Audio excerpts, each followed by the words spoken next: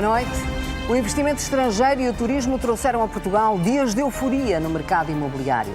Depois de décadas em decadência e até abandono, o parque de imóveis das grandes cidades começa finalmente o exercício da reabilitação.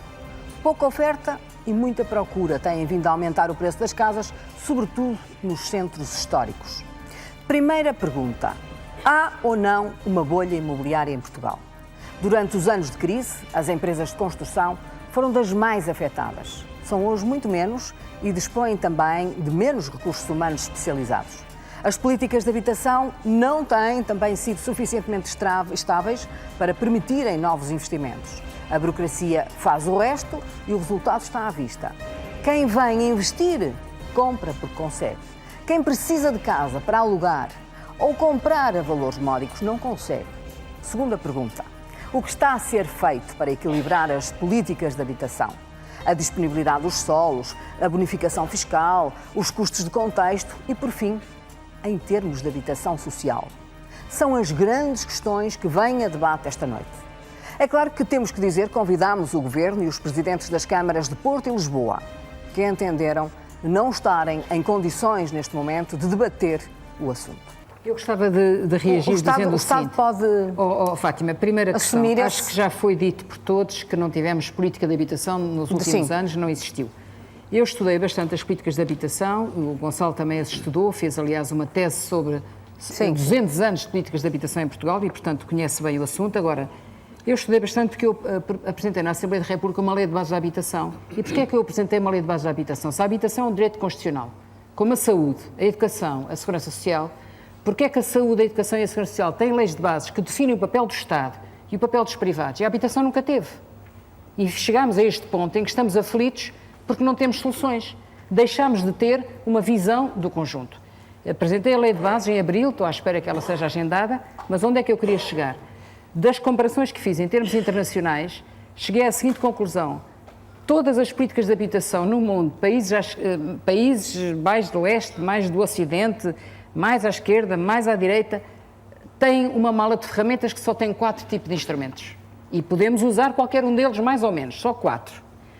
Começam por ter promoção pública, e era isto que o Gonçalo estava a dizer, que é muito pouco e tem sido muito pouco em Portugal, mas mesmo que a gente fizesse muito agora, demorava tempo. Depois tem políticas fiscais, já aqui foi dito por algumas pessoas que é preciso cuidar, não estar a fazer aí sempre impostos novos, mas também há incentivos. As duas coisas têm que ser misturadas. Em Portugal, políticas fiscais é quase só o que se fez nos últimos anos em matéria de habitação, não se fez quase mais nada do que políticas fiscais. Depois temos financiamento, apoio direto a quem constrói, apoio direto a quem arrenda, subsídios, como o Gonçalo agora falou, é uma terceira medida. Agora, temos um último compartimento da mala de ferramentas, que são a regulação, as leis. Nós precisamos ter leis mais justas, as leis estão desequilibradas. A lei do arrendamento, tal como ela foi concebida em 2012, está profundamente desequilibrada. Ela, neste momento, está a pôr na rua pessoas pela simples razão que sempre cumpriram, sempre pagaram a sua renda, pela simples razão que a senhora diz: não quero, sem qualquer razão, não quero. Mas depois dos 65 anos é impossível. Foi possível por um grande esforço que nós fizemos na Assembleia da República, muito a custo, lá conseguimos proteger as pessoas mais velhas. Muito a custo, e o Presidente da República deixou passar a lei, mas muito a custo. Agora, nós temos todos os dias, nas cidades de Lisboa e Porto, pessoas que estão a chegar, pessoas que não têm 65 anos, têm 40 ou 50 ou 60, e que lhes chega a carta à casa a dizer: pronto, agora o seu contrato não é renovado. Para onde é que as pessoas vão? Este é o drama que está a acontecer. João Caiado Guerreiro, que é de uma associação portuguesa de proprietários. Da Associação Portuguesa de Proprietários. Eu estive a ouvir sobre as políticas existentes nos últimos anos, mas nos últimos anos tem havido uma política muito clara do Estado português relativamente à habitação, que é sobrecarregá-la com custos, aumentando brutalmente os impostos. E isto depois passa para as rendas. Os proprietários, e representando a Associação Portuguesa de Proprietários, uma das coisas que nós nos apercebemos é que a habitação, o custo da habitação subiu colossalmente nos últimos 12 ou 14 anos, com o IMI, que é um imposto que pagamos todos os anos, com o IMT, que já existia, mas que se paga imposto agora, de transação, com as mais-valias, de tal maneira que nós fizemos na associação um cálculo interessante sobre quanto é que um casal que compra uma casa e a detém durante 50 anos e a vende depois no final para pagar, enfim, os últimos anos de vida num lar, paga. E a verdade é que paga bastante mais, se paga, dependendo do valor, e assumindo um valor de 150 mil euros, paga cerca de 60 e tal a 70% do valor da casa para a deter. Obviamente, quando então não vale a pena, mas vale alugar. Pois, mas isso é uma coisa... É de facto, em muitos casos, mais barato alugar do que deter a propriedade.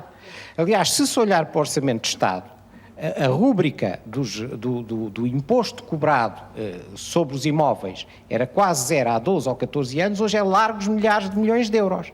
Esse custo suportam-no os proprietários, que são cerca de 3 milhões, e suportam-no mais cerca de 1 milhão de inquilinos. Portanto, suportamos-lo todos.